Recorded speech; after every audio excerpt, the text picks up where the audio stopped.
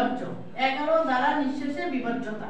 আমরা কিন্তু আমাদের বইয়ে কি পাইছি 11 দ্বারা নিঃশেষে বিভাজ্য পাইছি পাই নাই। আমরা এখন 11 দ্বারা নিঃশেষে বিভাজ্যতা শিখব। আমি এখানে লিখছি সংখ্যা, এটা হচ্ছে প্রদত্ত সংখ্যা। ডান থেকে অঙ্কের যোগফল, ডান থেকে অঙ্কের যোগফল নিচে লিখে আছে দেখো বিজোড় স্থানীয়, আর ডান থেকে অঙ্কের যোগফল জোড় স্থানীয়। এর মানে কি? বিজোড় স্থানীয় হচ্ছে ডান থেকে যদি আমরা এই সংখ্যাটাকে শুরু করি তাহলে এটা 1 নাম্বার পজিশনে আছে না, একক স্থানীয় অঙ্কটা কি 1 নাম্বার পজিশনে, এইটার পরে এটা কত নম্বর হইতেছে 2 নম্বর। তাহলে এখানে বিজোড় স্থানীয় হচ্ছে 8 আর 3, অর্থাৎ একক স্থানীয়টা আর শতক স্থানীয়টা অঙ্কের যোগফল। তাহলে আমরা লিখব 8 + 3 সমান কত হবে বলো তো 11। আর এখানে লিখছি ডান থেকে অঙ্কের যোগফল, এইটাতেও ডান থেকে অঙ্কের যোগফল, এখানেও আছে ডান থেকে অঙ্কের যোগফল। আর এখানে যেটা আছে জোড় স্থানীয়, জোড় স্থানীয় মানে 8 এর পজিশন যদি এক স্থানীয় হয় বিজোড় হয় তাহলে শূন্যের পজিশন এখানে কি হিসাব অনুযায়ী দশক স্থানীয় মানে কি এটা জোড় স্থানীয়, তাই এখানে আছে 0। আর কোনো আছে জোড় স্থানীয় নাই। পার্থক্য, পার্থক্য মানে এই যে এইটার যোগফল থেকে এটা বিয়োগ করব, তাহলে 11 - 0 সমান কত হলো 11। যদি কোনো সংখ্যা এই তাহলে এই সংখ্যাটা কি হলো 11 দ্বারা বিভাজ্য। আরেকটা দেখো পরে আমরা এটার একটা সূত্র বের করব। এটা দেখে আমরা বিজোড় স্থানীয়, তাহলে বিজোড় স্থানীয় হিসেবে আমরা এই 1 নিব আর 3 নিব। 1 + 3 নরিন বুঝতেছো ইকুয়াল টু কত হয় 4। আর জোড় স্থানীয় নিব এই যে এইটা আর এইটা জোড় স্থানীয়, এটা 1 নাম্বার পজিশন। এটা আমরা যদি এভাবে লিখি এটা কি প্রথম, এটা দ্বিতীয়, এটা তৃতীয়, এটা চতুর্থ।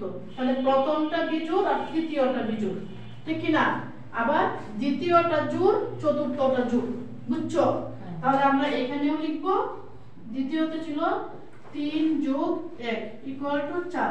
পার্থক্য মানে আমরা এই 4 থেকে 4 বিয়োগ করব, কত হলো 0। এবার এটাকে আমরা লিখব প্রথম, এটাকে দ্বিতীয়, তৃতীয়, চতুর্থ, পঞ্চম। তাহলে বিজোড় স্থানীয়টা নিব আমরা 9 + 8 + 6 কত হয় যোগ করলে 23 নরিন 23। আর জোড় স্থানীয় নিব এই যে 2 নম্বরে পরে কোনটা আছে 0, তারপর আছে যোগ 1, ঠিক না = 1। এটার পার্থক্য হবে 23 - 1 সমান 22। বলতে পারো কি এখানে কোন কোন সংখ্যা 11 দ্বারা বিভাজ্য? প্রথমটা এবং তৃতীয়টা, সবগুলো সংখ্যা 11 দ্বারা বিভাজ্য। অর্থাৎ কোন সংখ্যার ডান থেকে বিজোড় স্থানীয় অঙ্কের যোগফল থেকে জোড় স্থানীয় অঙ্কের যোগফলের পার্থক্য 11 অথবা 0 অথবা 11 দ্বারা বিভাজ্য হলে, 0 অথবা 11 দ্বারা বিভাজ্য হলে সংখ্যাটি 11 দ্বারা বিভাজ্য। এই 11 সংখ্যাটা কি 11 দ্বারা বিভাজ্য না? 22 সংখ্যাটা কি 11 দ্বারা বিভাজ্য না? তার মানে আর এটার মধ্যে আসছে কত 0, এই কারণে এই সবগুলো 11 দ্বারা বিভাজ্য। এবার সুন্দর করে লিখো, সুন্দর করে সংখ্যাটা লিখো, আমি বলতেছি লিখো কোন সংখ্যার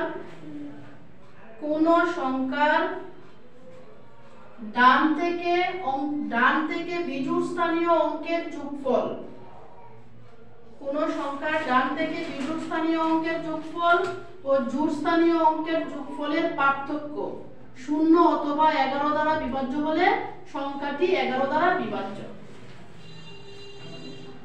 কোন সংখ্যার ডান থেকে বিজোড় স্থানীয় অঙ্কের যোগফল, ডান থেকে বিজোড় স্থানীয় অঙ্কের যোগফল ও জোড় স্থানীয় অঙ্কের যোগফলের পার্থক্য 0 অথবা 11 দ্বারা বিভাজ্য হলে সংখ্যাটি 11 দ্বারা নিঃশেষে বিভাজ্য।